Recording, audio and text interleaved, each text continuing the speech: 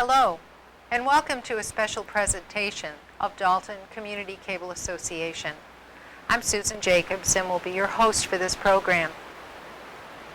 Throughout time, there have been events that have defined history. November 22nd, 1963 in Dallas, Texas, the assassination of President John F. Kennedy is one. Those of us who remember that day can tell you where we were, what we were doing, if we were eating, what we were eating, or what we were wearing. Those events sear themselves into our memory. Almost 38 years later, the events of September 11th, 2001 profoundly changed the history of these United States. On the 10th anniversary of September 11th, Time magazine documented the events of that day and the decades since through the stories of 40 people, from President George W. Bush to the heroic first responders, each defining what it means to meet adversity and then to overcome it. Our program today will look back at that day through the eyes of our guests, both working in the North Tower of the World Trade Center. I applaud their courage in reliving the traumatic events of that day that unfolded in one World Trade Center. And I applaud their courage in publicly sharing their stories. Our guests today are Jack McDonough, here in Dalton, a resident here, and Peter DelGrosso from Long Island. And welcome both of you to this program. Thank you for having us. Thank you. It is definitely our pleasure to have you both here.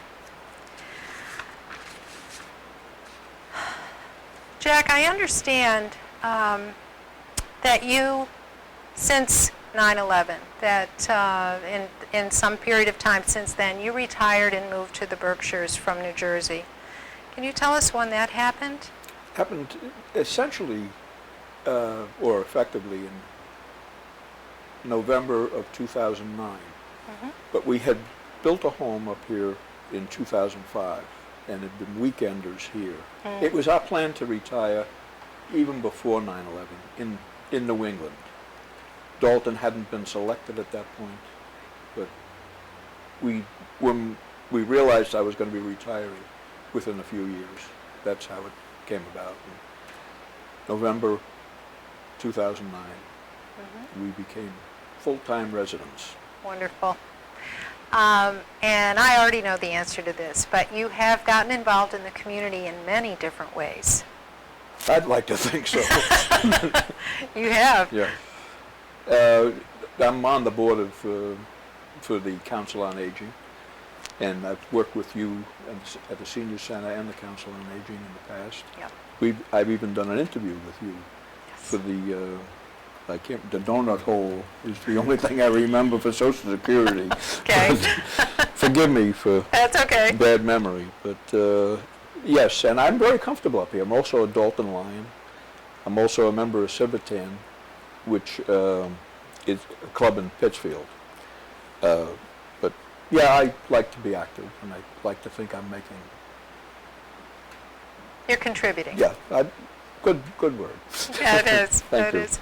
Peter, welcome to the beautiful Berkshires. Thank you very much. And I know you're still working, I'm still working. and you have your wonderful family. My wife Nancy and my beautiful teenage daughters Danielle and Julian. Wonderful. That's great. So I'd like to, going back to that day in September 2001, I'd like to ask each of you how your day started that morning, and who would like to go first? I'll go first. Okay. I usually arrive to work around 8 a.m. And the interesting for me was that I worked in two World Trade Center for approximately 12 to 13 years for a major international bank. Our bank was merging with two other banks, a three-bank merger, and one of the other banks was located in one World Trade Center. So during Labor Day weekend, about a week before September 11th, our bank we selected the other bank's office location, and we moved approximately 90% of our staff during Labor Day weekend from 2 World Trade Center to 1 World Trade Center. Our office in 2 World Trade Center was very high up. It was from 79th floor, 81 and 82. And we moved to 1 World Trade Center in 49, 50, 51st floors. We had a lot of complaints that weekend of Labor Day weekend. People had to work and move their office supplies and desks, but it turned out to save a lot of lives. Because that morning when the first plane crashed into 1 World Trade Center, most of our staff, yes, we were in 1, but we were below the impact. And so that's how my day started. I had staff in both locations. I had some of my staff still in 2, some of the staff were in 1, and I happened to report to 1 World Trade Center that morning to attend to some meetings with the intent of going back into 2 World Trade Center later in the day, checking in on some of my other staff. Jack? My day started with a train ride, an hour and a half from Park Ridge, New Jersey, into the Trade Center. And I would always meet a neighbor of mine and drive him to the train station. And I'm going to mention this because something happened right at that time that was with me for the rest of the day. He paused just as the train came in, and he says, "Look at the beautiful sky. What a clear night." 5 o'clock in the morning is still dark. And I took note of that, and I said, "Yeah, this is unbelievable." So we got on the train, and I went to work. My day starts generally by me going into the office, roughly 6:30. I would start my reports that I wanted my staff to work on for that day, and they would have to take time to print. I would then go across to St. Peter's for Mass at 7 a.m. and then go back to the office. On the way to Mass, I also encountered something that lived with me a while, and it was a woman who I would pass frequently on the way to church as she was going to my office. She was a telephone operator for my firm, and it would be the last time I saw her. So I remember that clearly. She was the only person we lost that day. But at any rate, I returned to the office and then started doing what I do. Some people came into my office and, exchanged good mornings and so forth. And they went back to their desk, and then suddenly there was an impact that I'll never forget. And she screamed, "John, what was that?" And I said, "I don't know." But I went to her attention, I went out to her location immediately, and I said, "I think for this, what's going on in my office, things shifted and everything else, and the floor is vibrating, and that's concrete, like 18 inches of concrete." And I said, I think we're going to have to assume it's a bomb and react accordingly, and we got to get out of here. So I said, let's go to the place where we meet for the purpose of evacuation and do so quickly. So neither of us took any personal effects, and we went right to the general meeting place that's already pre-designated. And at that point, many people had gathered. There was a person there who I had a respect as an authority, though I didn't report to him. And I said, we should leave immediately. And I was told we can't. We have to wait for the building to announce what to do.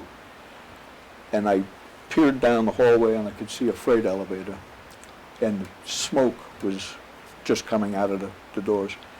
And I said, that's a clear sign that we shouldn't lose any time. We should get out of here right away. And he again said no. Now, what was taking place in that area was people starting to get hysterical.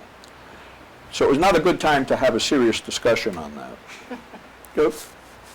So I tried to diffuse the situation, and I said, who has the flashlights that the firm provides in case there's nothing, and there's no lights in the staircase, which happened in the 93 bombing. And nobody had them. So I ran back. I told them specifically, I'm going back to my office. I have a flashlight, I'll get that. And I ran back to my office. This doesn't take 40 seconds at most. I get that. I grabbed my cell phone, which was also in my jacket. I put my jacket on and I had both, the flashlight and the cell phone. And I returned. When I returned, there was nobody there. And now I was faced with a big decision, because I had been trained to know what to do in an evacuation. And number one rule was, you don't leave a floor unless you're sure it's empty. And that was, you can't assume, because somebody sooner or later is going to ask you, is there anyone left behind? And I made a point to go around that floor to make sure there was nobody there. Few people realize that the size of a floor in the World Trade Center was 1 square acre. And it's a big situation. I ran around screaming, we're evacuating, leave immediately. Nobody responded. I got returned to exactly where I started, and felt that since I didn't encounter anybody, I could now satisfy my responsibility and leave. So I went down to the same stairs that all of the people would have used that were with me originally. Peter, allow me to interrupt for a second. Now, was your experience similar to Jack's? Right. We were sitting at our desks. Again, we're in a new area for my staff. And as Jack stated, a loud explosion, and the building was actually rocking. And my desk, I don't know if you can see this table, I remember vividly shaking, almost like an earthquake, because the World Trade Center had some give to it. If you ever went into the vaults, we kept confidential documents in a vault. You once in a while would hear on a windy day the vault actually creaking. And from my understanding, Jack, I'm correct, that the building had a little bit, but anyway, the building was kind of, you could actually feel your desk shaking, and as you said, the floor. And the thing that stays with me the most is we're all looking at each other. What was that? And the next thing we saw in front of the windows, the debris from the impact were coming down, and the wind was blowing the debris into the window. So all you hear is this rattling sound of things hitting the window, and we're just looking at each other saying, what is that? But we have no idea what happened. We had no idea it was a plane. I think I thought it was an elevator explosion. And very lucky for us, one of the gentlemen that works for the bank that we were merging with sort of took us out of our trance. He ran into our room and was screaming, get out, get out, get out. So the people I was with, we all jumped up. Since we were kind of new to the floor, we kind of knew where the evacuation, the staircase was, but he actually led us to that staircase. And so I was with my team, or my department at that point. But as we got on the staircase, one of the people who worked for me said, one of the ladies, her name is Mary, that works for us, went upstairs to the floor above us to get some documents out of the vault. And in the Trade Center, you had the staircases that we evacuated on, but you also had internal staircases that were sort of in the middle of the floor, that for your own company, you can just go up and down these internal staircases. So I said to my staff, let me go, to start going down. They started going down the stairs. I was actually on the stairs with them. I got off, I was on the 49th floor, and I said, I'll go look for Mary and make sure she got out. I went up the internal staircase, and again, the layout is kind of new to me because we had just moved in there. I got to the 50th floor, and there was nobody there, which was very eerie. And I realized, everybody was evacuating. So I checked on Mary. Thank goodness, somebody had grabbed her already. A very kind man named Bob had already grabbed her, because later on I heard their story. They called themselves the Stairway Gang. Everybody helping everybody, looking out for everybody.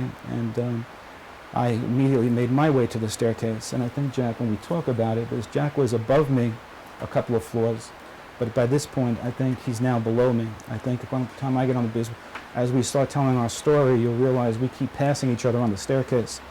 But at that point, that's where it was. When I got on the staircase, I was now separated from my own staff and my own colleagues.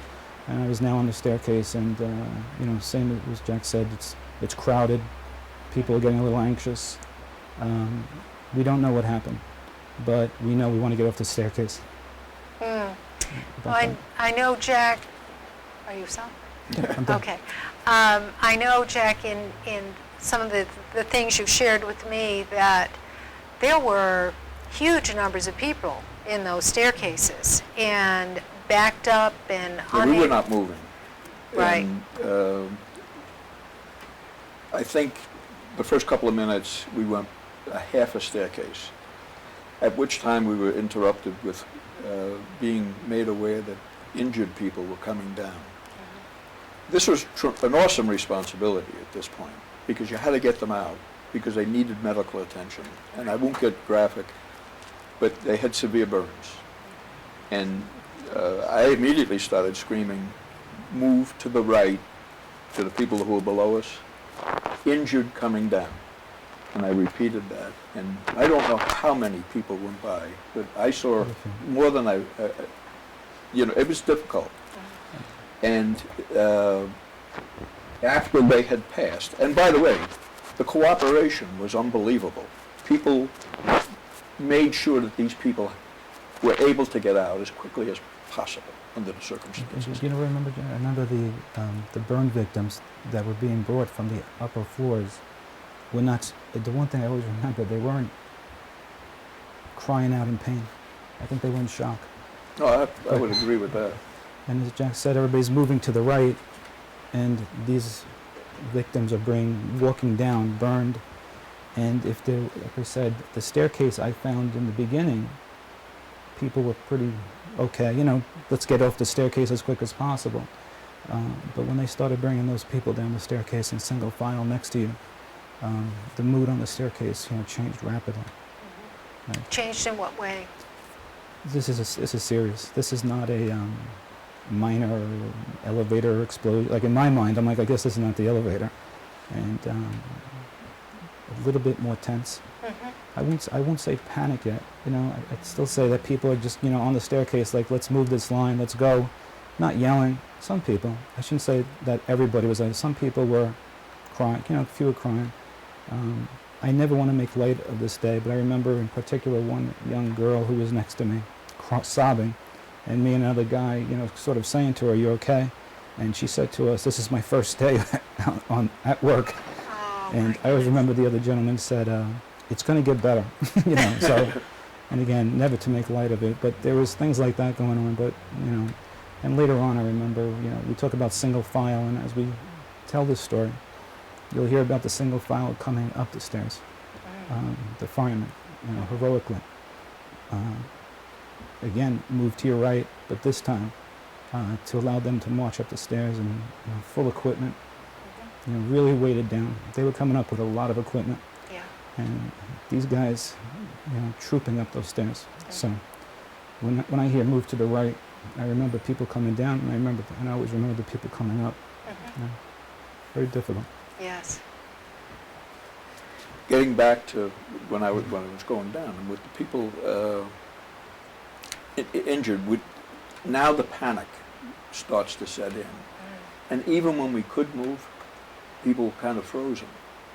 I developed a technique because the first thing I try to do is comfort people. The second thing I try to do was, when we could move, to move them, because I noticed they wouldn't move. And I put my arm on somebody's shoulder, on the opposite shoulder, and when I would walk, they had no choice but to walk. I just kept my arm rigid. Sure. It was very effective, and I realized this right away, and I used that throughout the descent. But again, we stalled, and I don't know at what point you want to jump in, but I'm going to go now, and please cut in any place it's fitting, is to when I realized that we were not going anywhere now, and 10 minutes had passed, and we didn't go any movement whatsoever. Now, you started on the 54th floor, is that correct, where your offices were? And your office was on the 49th. 49th. So at some point, after you've gone down apparently about 10 flights? It turned, 10 floors? I shouldn't say flights, floors. 10 floors. Okay. And I'm antsy now. No, I'm telling the truth. Oh, it's true. I realize, and I've been trained to a certain degree in evacuation of tall buildings. So I wasn't, without any experience. And I knew that this is not where we wanted to be. So I approached the gentleman who was standing near the door to the floor, And I said, if you would make a promise to me that you would remain here, I will go out on the floor and see if I can find another staircase. And he rejected my offer immediately, and I said, whoa. I said, we really don't want to stay here. And I said, I'm willing to go out there, but I have no idea what I'm going to find, and I may need to get back in here very quickly, and I can't imagine what I would do if the door was locked. So I'd like you to stay here, make that commitment, and I'll do my thing. Well, I went out on the floor. He did make the commitment then. And I went out on the floor, and I started to look for another staircase. Well, what I experienced was I was on the 44th floor, which is also known as the sky lobby of the Trade Center. And it's a transfer point. In other words, when you enter the building and you work on a higher floor, you would go to the 44th floor and then get your connecting elevator to whatever floor you were going on there. What that meant was there was 70 sets of doors on that floor. The smoke was unbelievable. And that upset me, because now I can't see that well, and I know I'm breathing whatever. But, you know, and this is not a good place. I start looking and I can't find anything. And it was kind of a complex floor to begin with, because it was a cafeteria in one spot, and I just didn't come up with anything. And I'll bet you that I was there 10 minutes, breathing this stuff that it was awful. And I'm unsuccessful. I quit. To cut it short, I quit about 3 times. And I said, I can't do it anymore. I can't keep reading this. Well, I made another pass and I went out. And I finally gave up. And now I'm trying to make peace with God. I said, I can't do it anymore. And this is silent, but it's what my thoughts are. And suddenly, when I had headed for the door to return to the staircase, I hear a voice. And the voice says to me, what do you need? Well, I almost panicked, and I went back, and where I could see to my left, and I looked, and here's a guy, faint image of a man in the smoke. And he repeats, what do you need? And I said, I need a staircase free of smoke and free of people. And he says, well, I just come out of one when I heard you screaming. And it was an unbelievable moment for me, because I no longer felt alone, and I'm not talking about that gentleman. I returned to the stairs immediately. Oh, I said, can you show me where they are? And unbeknownst to me, there was a perimeter staircase once you reached a certain floor, and I don't know where that started. But all of the others were in the center of the building. He's taken me to the perimeter of the building. And I look, and boy, it's just what the doctor ordered. It's clear of smoke, it's clear of people, and I says, okay, thank you, and he went on his way, and I went back, and I started telling people to come over. And people were reluctant to come out on the floor with the smoke. Why do you think the smoke was? Absolutely. It was intimidating. Okay. So my plea to them was, you got about 60 to 80 feet. I have no idea what the distance was. Just hold your breath. You'll get there. I'm telling you, this is where you want to go. And I'm pleading, and finally I get people going, and I keep telling everybody, keep the chain going. Well, to keep it brief, the chain breaks about 5 times while I'm out there. I'm still out there now breathing this stuff. But I went back and started the process all over again, and finally I see a fellow employee, and he says, what are you doing? I said, I'm trying to get people out of that staircase, you know. So he says to me, well, you know, we should get out of here. I said, yeah, we should get out of here, but, you know, whatever. Later on, I realized that there was a partner of my firm standing against the wall observing me. And in the smoke? Yes. And I couldn't understand what that was, but I was too busy to worry about it, so I keep the chain. And then finally, I come to grips with myself and said, you know, I shouldn't stay here any longer. So I went back and I told the people, this is my last time. Please make sure you tell everybody that this is the way out. And I'm not going to venture a guess on this conversation, how many people actually exited that staircase. But I went out and proceeded down. And I think I've spoken too much, and I should defer to Peter. The interesting part of the story, Jack and I still haven't met. We're about to meet, but we still haven't met. And I was on the staircase, and about a year ago, Jack and his wife Angela, his beautiful wife Angela, visited my home. And we've gone out to dinner on a number of occasions on the anniversary of September 11th, and we're always filling in the pieces for each other. And I said, we're sitting in my den, and I said to Jack, I wish I was by myself on the stairs for quite some time, and I can't remember, but I remember I switched staircases, and I don't know if I remember correctly because it's been so long if I actually switched staircases. And he looked at me and started telling me what he just told you, and it was an incredible piece of the puzzle, being put together for both of us, that he actually started the chain where I actually switched the staircase into a different staircase where we're going to meet later. So, and for years, I kept saying to myself, did I switch I know I switched staircases, but I just don't know who to ask if I switched it. And for 10 years, I never asked him, by the way, do you remember what staircase we were on? And we were just having this discussion, so. And I think during this time also, and correct me if I'm wrong, Jack, I think the second plane crashed into 2 World Trade Center around this moment. Because in my mind, I'm still thinking I'm going to go down 1 World Trade and just go into my office in 2 World Trade and see what's going on. And I happen to have a device that we could send text messages back and forth with our colleagues. And I texted somebody who works for me, who was with me in 2 World Trade Center, and the text back to me was, 2 World Trade Center is history. Get out, get out, get out. Oh my gosh.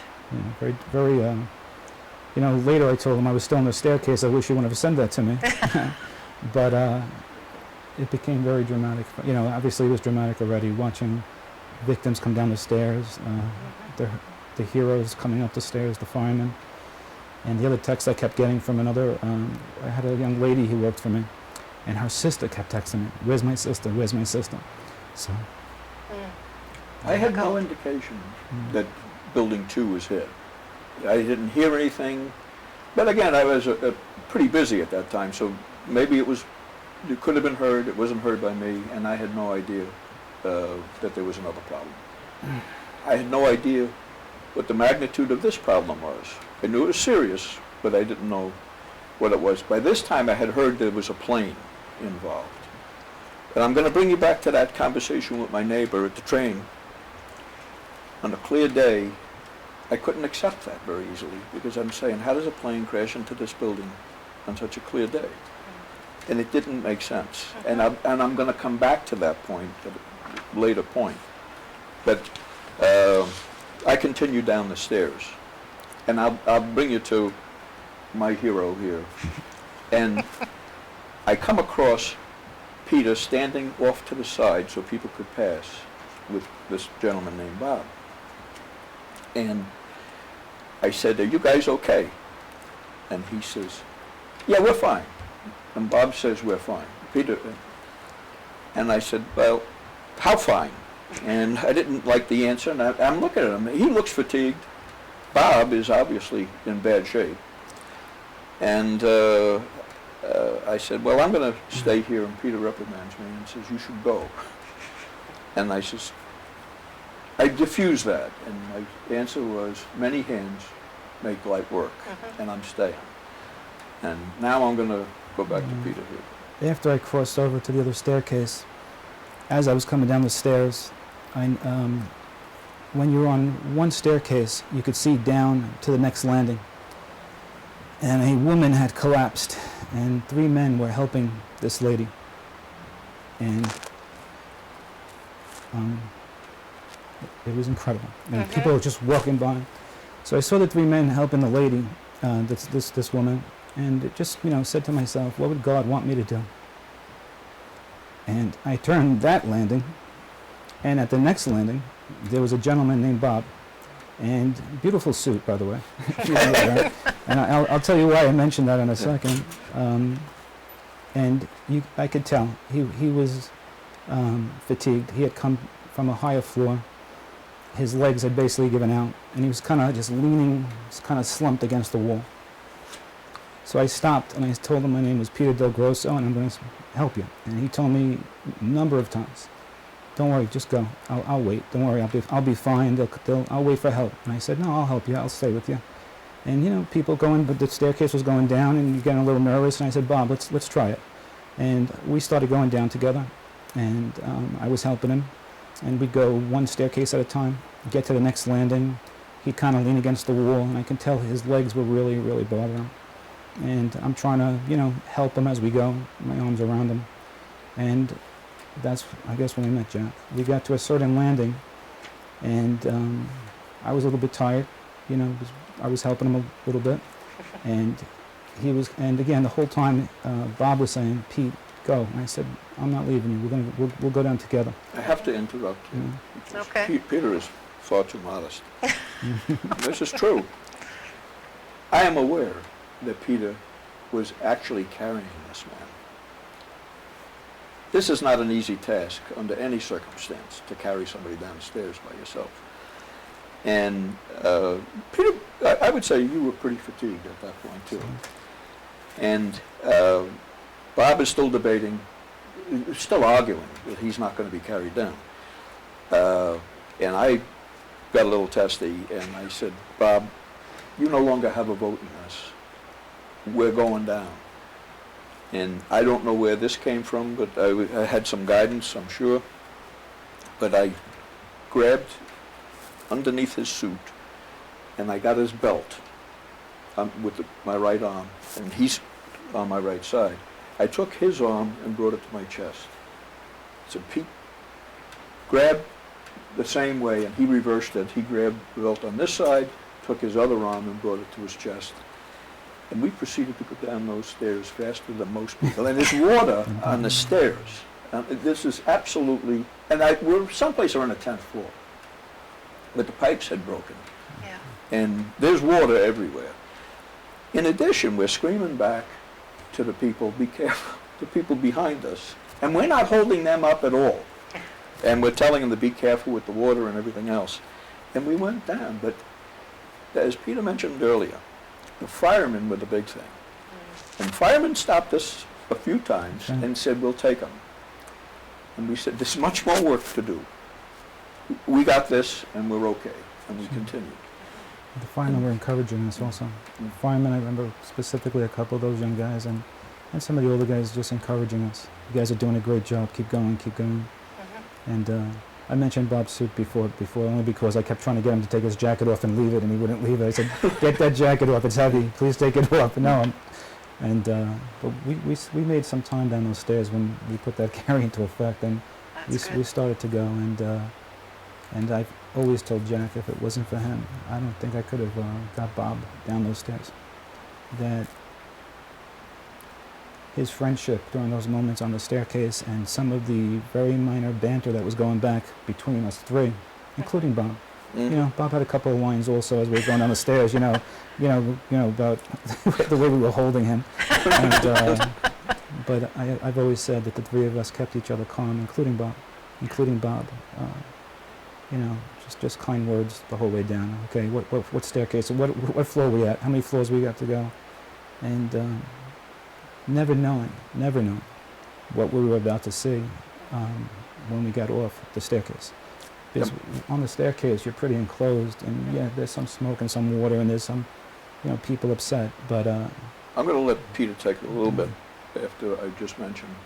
When we reached the concourse level, is the concourse level? No, it's the mezzanine level. I'm sorry. Where it's a wraparound. It's not a full floor. Okay. That's where this staircase exited onto that little mezzanine. And there were firemen there greeting us, again offering to take Bob off us. And we said, no, we're okay. After you got out in the mezzanine, you had to go down this single escalator. It's only a one width, not like a double. And the fireman opened the door. And at that point, there was the most horrific scene because you could see out into the plaza. And I'm not going to go, if you're capable, Peter, go right ahead.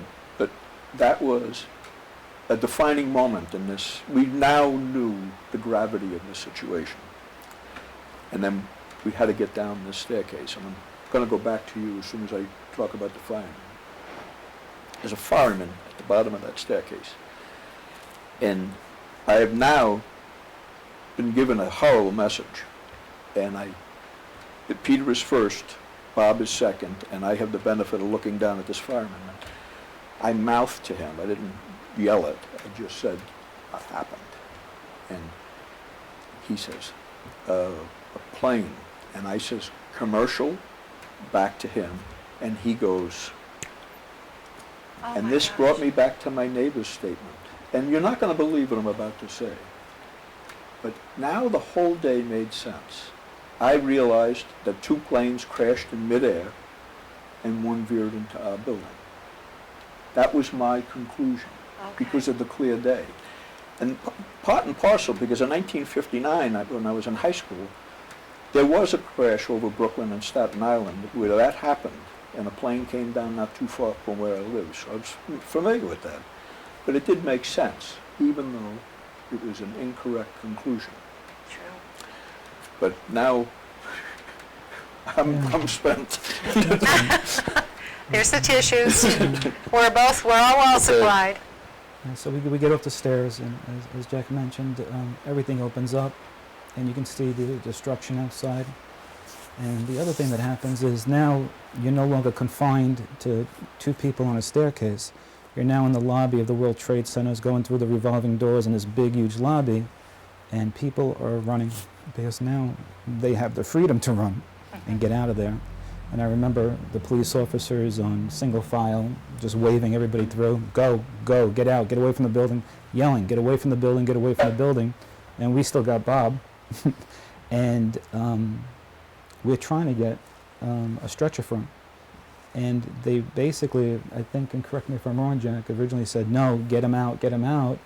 And I later believe, and I don't know if this is correct or not, they didn't want to start putting people on stretchers because they thought maybe other people would just start falling or what. They just wanted to keep everybody, keep your feet moving, get out.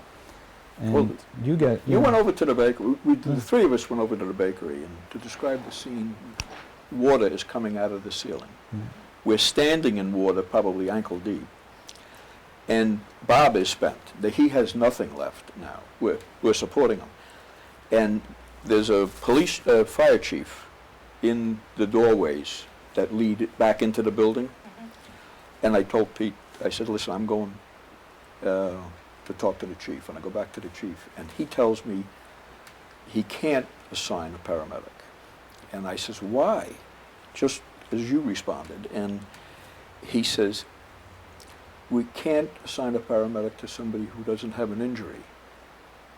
So now we start debating what is an injury. And I said, for God's sakes, call it a descent injury, whatever you want to call it. But this man can't go, and the 3 of us are standing there. And I says, this can't be the case. And to cut the story short, at that point, the chief did something that surprised me.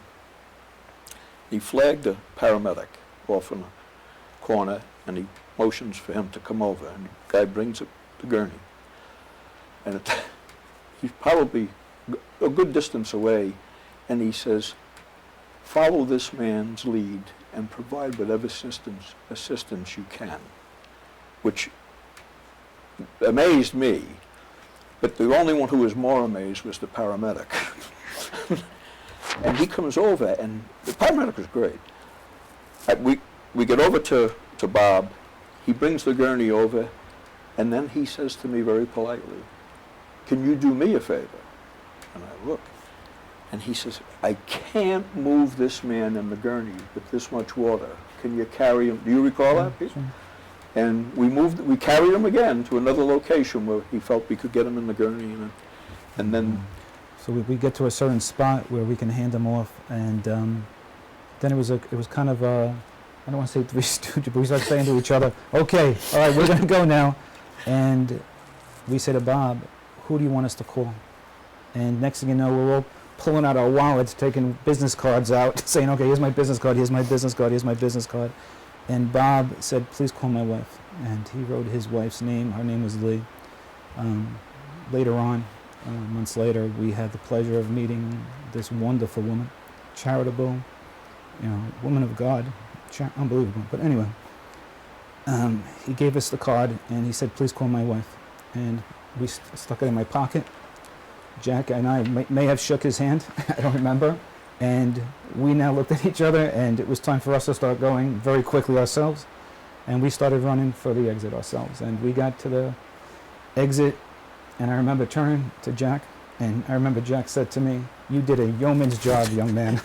I didn't know what it meant, but I said thank you.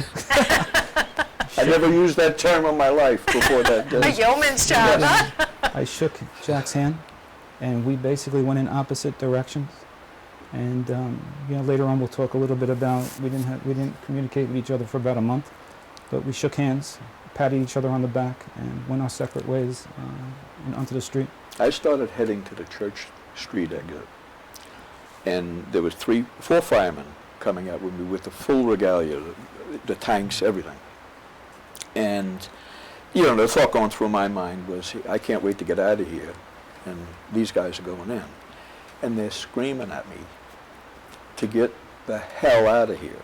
And they said, "Run."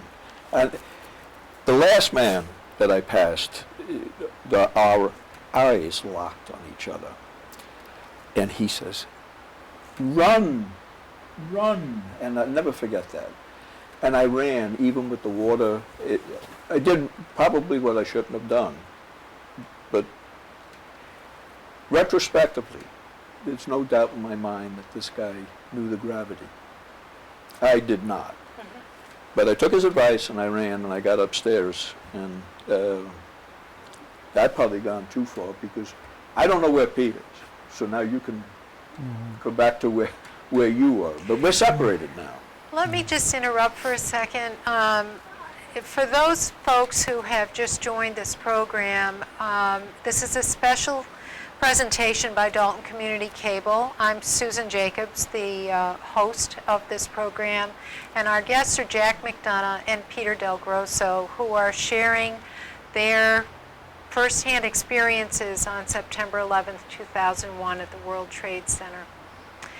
One thing that I am struck by in all that you've both described and talked about is how people reached out to one another and helped. It wasn't me first, it wasn't get out of my way, it was people really caring about one another. And as I mentioned at the beginning, the Time magazine had done that anniversary edition 10 years out. Their whole theme was the resilience of the people and how they met the challenge and they overcame all the difficulties, but they didn't do it alone. They did it working together, and that's really been very loud and clear to me in everything that you've been talking about.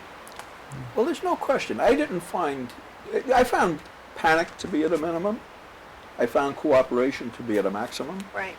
And when you have that situation in a horrific environment, I think that's not too bad. I mean, it was doable. I never panicked, and I always found something productive to do. I was grateful for that. But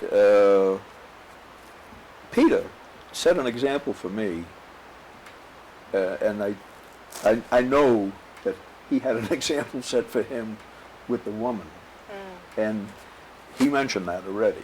Yes. But he set the same example for me. And it was that kind of day, and it doesn't end there. No, the cooperation continues. Wherever you want to jump back in, or Sue, or you have any other questions, but I talk too much, so I apologize. No. Now, for me personally, another difficult, kind of difficult part of the story, because when we got out, you, just like when you watched on TV, you stood outside. I remember basically everybody's freezing, looking up, can't believe what they're seeing. It's the first thing, it's the first time we're actually seeing the outside of the building. And, you realize how bad it is. And I mentioned before, my company was in both locations. And in Two World Trade, they were very high up.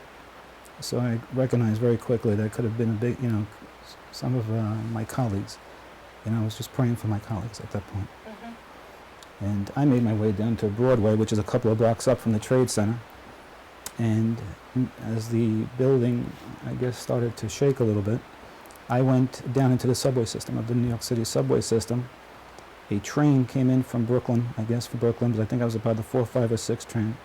Me and another gentleman jumped the turnstiles, got on the train, and the people on the train had no idea what was happening. And You were all wet. to talk about so many points in this story we can say is surreal. Very surreal, standing on that train, and it kept going. I know most people walked, I was on a train up to Midtown and within minutes. And my wife was very lucky because I was able to call her because I got off the train and got to a phone booth and very emotional phone call, to say the least. And, for me personally, one of the, touching things as well is the people gathering at your home. My wife, when she heard about the Trade Center, she immediately went and took my children out of school. And she said when she got home, all the neighbors were already there, relatives calling. Some of my macho friends, so-called macho friends, were calling. She crying on the phone, "Is he out?" And she hadn't heard from me at that time, and she was basically saying, "Stop calling, leave the phone open, please." But very emotional moment, when I got in touch with my wife, and later on I found out that 23 of my colleagues had perished. They were in 2? Yeah. So, very difficult time. Very, very difficult time. I think, if I can interject with the sensitivity of that, all of the people who perished had the unfortunate direction that it was safe in Building 2. They were down on the elevators, is that correct? And they went back up. One of our colleagues survived the second plane crash. And he, because of that, he's told us that when One World Trade Center got hit, my colleagues in Two World Trade Center, they could see from the windows how bad One World Trade Center was, and basically evacuated. And many of them, when they took the elevators down in Two World Trade Center, and many of them exited the building, but many of them got back on the elevator. Because when they got to the lobby, my understanding was they were told that it was unsafe outside, which could be true. There's glass falling, and so many of them got back on the elevator. Maybe because of that. Many of them were senior managers, and maybe out of loyalty to the company, and they went back up on the elevator in Two World Trade Center. And then the second plane came in, and again, one of our colleagues survived the impact of the second plane, and he was able to tell us, and he has an incredible story as well. His name is Stan, and he was under debris himself, and he was calling for help, and a gentleman from another company heard him on the staircase, and he broke through a wall to drag him through a hole in the wall to get him out. But, Amazing. So, incredible And story. I remember you telling me that the common thread there is very significant. That Brian, the gentleman who saves Stan, feels that Stan saved Brian. And the reason for that is that Brian was with a group that wanted to go to the roof and thought a helicopter could take them off.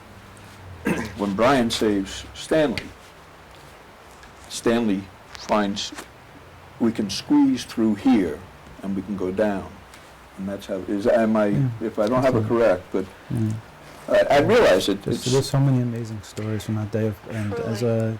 you summarized before, just people helping people, strangers helping strangers, and like I said, I happen to be very lucky and blessed to meet a man like Jack McDonough, and to meet the gentleman Bob, who also turns out is just an incredible man, charitable, and we found out things that he does in New York City and giving back, and just incredible guy. So again, just my story is always tragic with the loss of colleagues. It always hurts to think about it. But on a separate note, I feel blessed to have met two men, godly men, that have befriended me, that lift me up every year. Jack lifts me up every year, calls me up, and even my wife might be telling me I'm not so good that week. Jack will tell me great things, and Bob as well. Two beautiful men I happened to meet on the staircase on that day. Well, actually, Nancy calls me on those weeks that she's beat you up, and she says, he could use a lift. No, I'm kidding. That's how you get through this, Jack, is humor. Well, it worked for me. As a matter of fact, I will share a little thing about Bob. We learned that Bob is quite a gentleman, and his wife Lee. But and Pete, Nancy, Angela, and I, and Lee and Bob had gone to dinner. Lee passes at one point, and it becomes less desirable to do that when Lee passed. I mean, we haven't done it that much since. But one night we're at dinner, and after Lee had passed, and Bob and I are talking, and I'm now, years have gone by, and I'm revealing things that I was always reluctant to share, and one of them was that I was always tormented by the fact that the paramedic was taking Bob to building number 7. And that night I said to Bob, I said, you know, you caused me more pain and anguish. I says, because about 11 o'clock at night I find out that building number 7 went down. We put you there. And I said, when we finally spoke, I said it was quite a relief. And so a little bit of humor retrospectively. But the thing that I made Bob promise me that he would tell me whenever he was in any building in the future. And the reason for that was in 1976, he and I evacuated a fire in the same building. Oh my I swear to God. And that's 1976, many, many years before this takes place. Wow. 25 years. So you had known him previously? No. It was coincidence. It comes up at the dinner that he evacuated a building before. And I says, it wasn't one New York Plaza, was it? In 1976. And he says, yes, it was. So I said, right at the table, you got to tell me wherever you're going, because I'm not going to go there. Oh. That's true. Yeah, and staying with Bob, I finally made my way to our company's backup site in New Jersey. I took a ferry boat across to New Jersey, and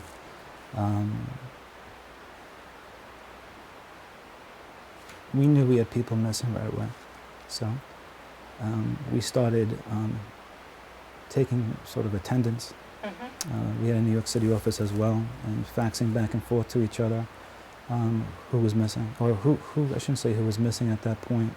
If we saw or somebody called and said, I'm okay. Even my wife Nancy was calling. Maybe there's a lot of staff were calling my house saying, is Pete okay? And she would relay the information to me, who was okay, and not just me, but otherwise were helping us as well, you know, calling the office and telling us who was calling. And you know, later on in the evening, the list kept going down, and then it stopped. And you know, we had a desk where the families were calling, and we started to realize who was missing. And it was, of course, it was very difficult.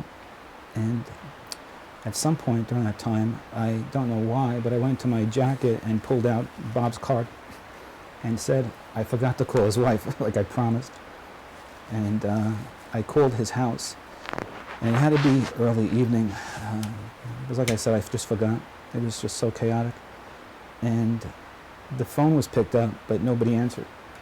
And I knew right away, that the person picking up the phone has no idea what's happened to her husband. And I basically stated that my name is Peter DelGrosso, and with the help of Jack McDonough, we carried your husband out of the World Trade Center.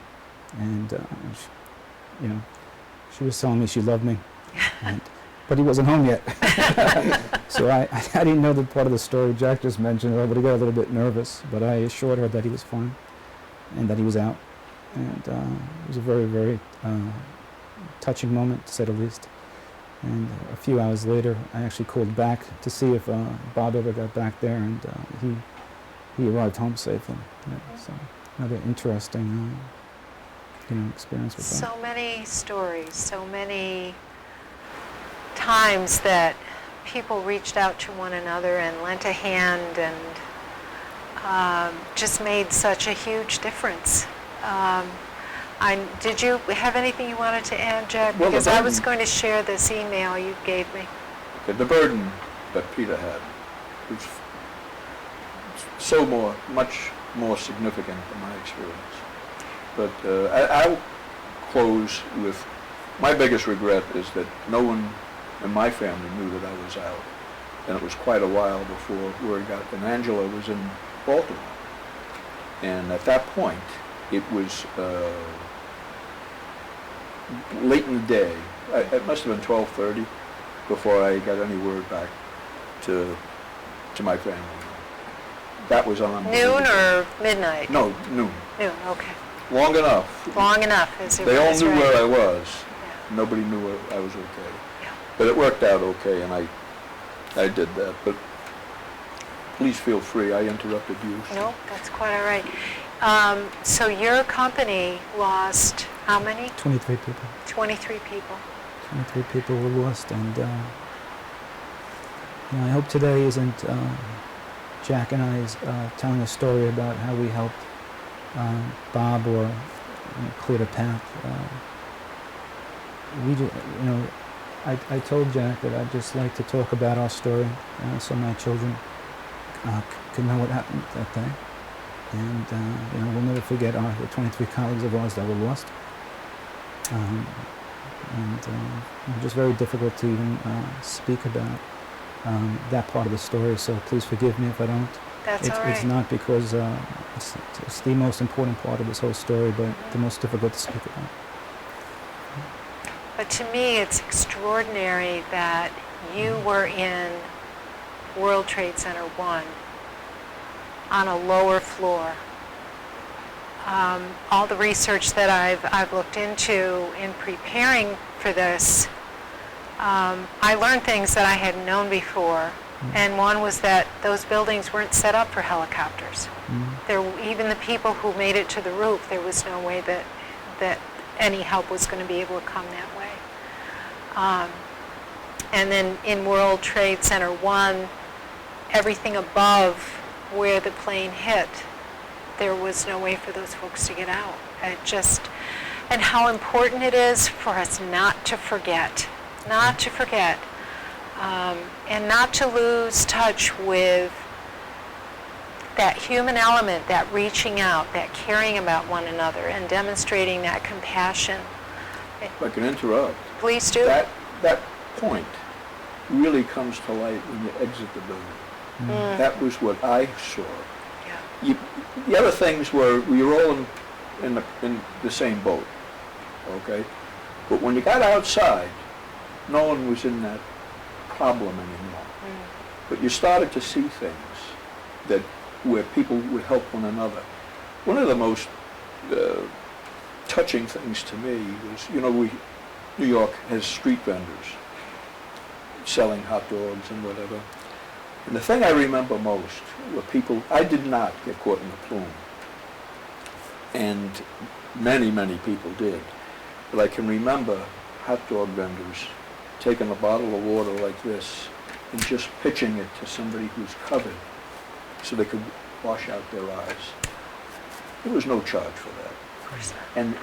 But these people were just doing this left and right. And they may seem like insignificant acts, but if you're the person with the stuff in your eyes, this is hardly an insignificant act.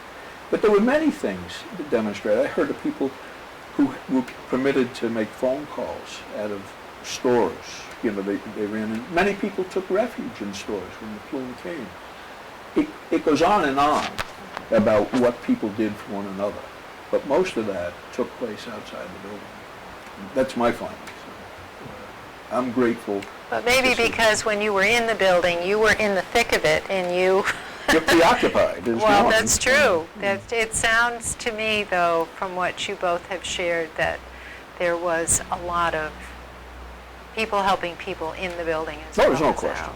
Yeah. And Truly he's- amazing. And he's the guy, trust me, this is my tribute to him, and if he thought this was coming, he'd kill me. Did you have something else you were going to add? Okay. I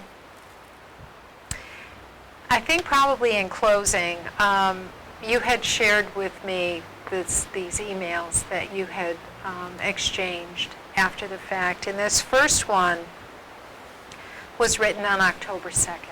And Peter, you wrote this to Jack. About 3 weeks after September 11th. Yeah. I still had not contacted Jack, and but I had his card on my desk the whole time, and I needed to reach out to him and tell him what was going on, and I sent him this email. I was in Chicago when I received this email.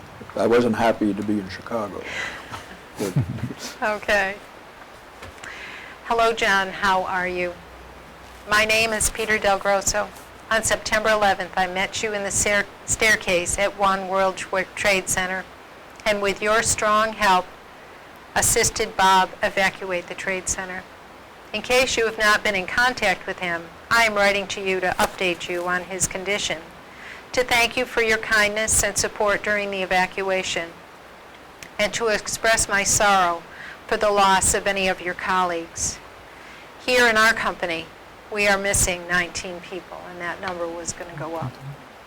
After evacuating, making my way to Midtown and contacting my own family, I was able to phone Bob's wife, Lee. At first, she was hesitant to even say hello, as I realized she was expecting the worst. I told her my name was Peter DelGrosso, and with the help of a man named Jack McDonough, we had carried her husband down the stairs during the evacuation. She immediately began to cry, thanking me profusely and telling me she loved me.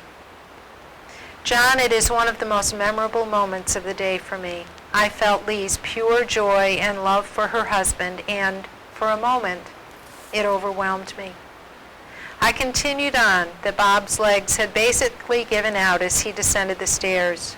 At first refused to be carried, instead resting at each floor landing and insisting we go on without him. That he was breathing heavily from his efforts. She told me he was a smoker. That he was stubborn and would not take off his jacket. She laughed, but had made it all the way down to the lobby. I explained that firemen and paramedics were attending to him in the lobby and were preparing to take him outside on a stretcher. I assured her that he was fine, no chest pains, just tired, and that we had recommended he go to the hospital for precautionary reasons. She was emotional, thrilled, and relieved. I told her that I did not know which hospital that he would be going to, but I was sure he would call her as soon as he could. I gave her both my home phone number as well as your name and company, and invited her to call if she needed any help later in the day. Again, her voice, gratitude, emotion will remain with me forever, and John, you are a big part of that. Later that evening, from my company's backup site in New Jersey, I phoned Lee to see how she was doing, and to my surprise, Bob answered the phone. He was fine and expressed his gratitude as well.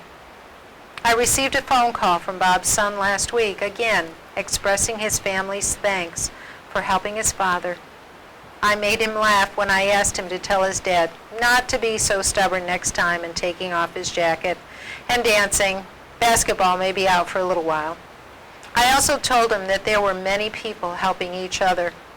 It was our pleasure to help, and that the love in his mom's voice when receiving my phone call was thanks enough for me.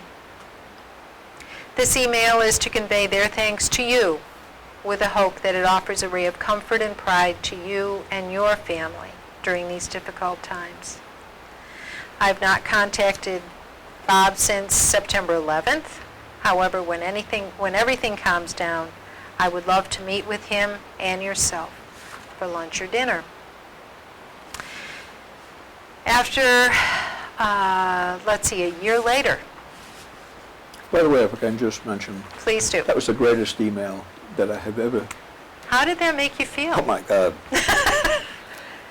You know, I'm sitting in an office that I'm not used to, and you know, I got tears running down my face.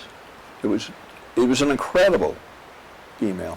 He's quite the author, as he is the man, and He writes an awfully good letter. yes, he does. And it's probably the best thing I've ever received, because it was all good news. Yeah, well, you know, the good news to what he was addressing to me. Obviously, what he went through was not good news.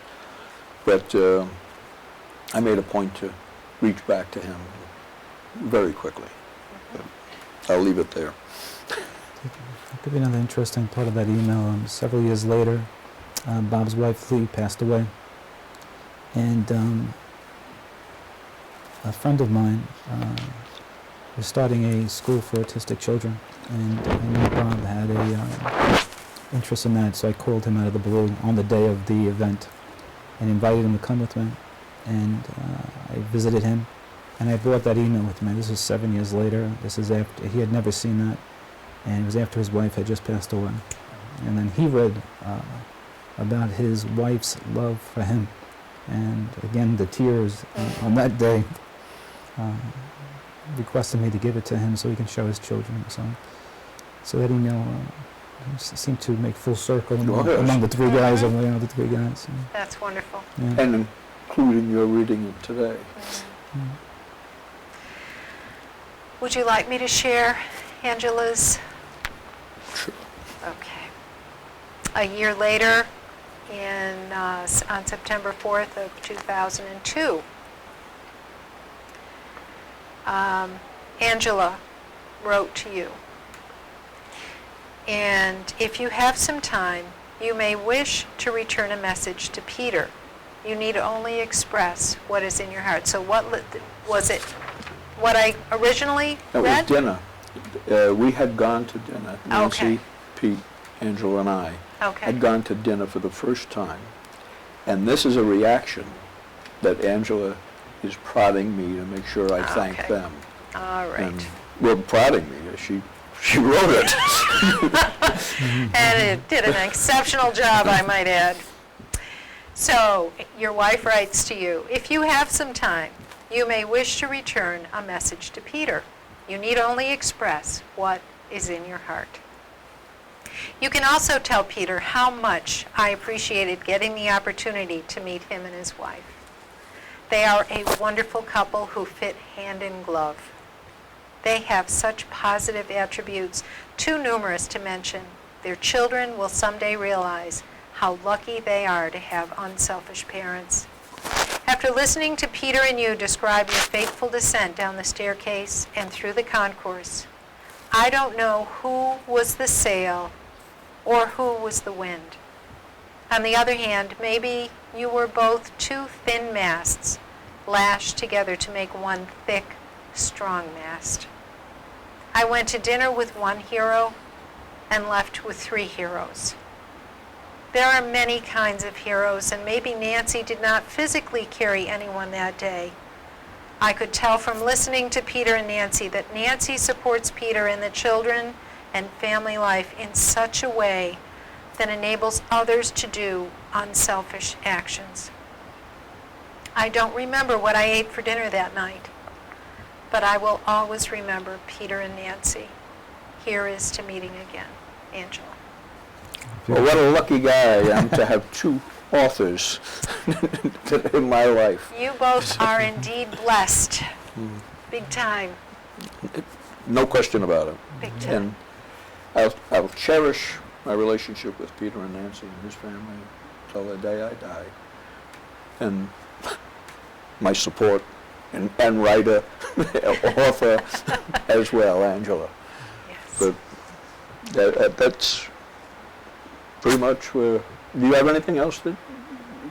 I agree about my wife. She's beautiful. She's a beautiful, beautiful woman. That's wonderful. You're blessed with your family, as you are blessed with yours, Jack. Indeed. I don't have anything else that. If there's any more questions, I'd be glad to address them. But I don't want to preempt Peter here. He gets angry, you know. I can't imagine that. I guess I just want to say thank you. I mean, truly, thank you for putting yourselves out there like this to share what is obviously a very painful part of your lives. And we're blessed to be able to hear your stories. There's a motivation for doing it, for me anyway. Many people, when they learn that you were there, almost feel they have a need to know. And I don't mean that in a bad context, No. but the questions are very probing. So I did it in that spirit to answer the questions that people may have. I don't know what your motivation was, but I would assume the same. The same. That's good. Very small story. Very small story, very small impact compared to the tragedy of that day and the suffering of many people. But we just wanted to share a good story of not just us, of many, many people helping each other on that staircase. Mm-hmm. Very Thank powerful. you for taking the time. Very powerful. Oh, to chat. I am honored. I'm really honored to be able to be part of this, and I thank you so much. And I just think it's so important for people to tell their stories. We do it here in Dalton with the Veterans History Project, and the veterans are able to safely tell their stories, what they're willing to share, and avoiding the things that are just much too painful to talk about. And it's there for people, for their families. It's there for future generations to really help them understand what happened. And it's those firsthand accounts that really bring it home. So thank you so much. Thank you for having us. Thank you. And thank you, too, for joining us. Again, I'm Susan Jacobs. I've been privileged to host this special presentation by Dalton Community Cable. The guests today have been Jack McDonough and Peter DelGrosso, and Memories of September 11th, 2001. Thank you for joining us.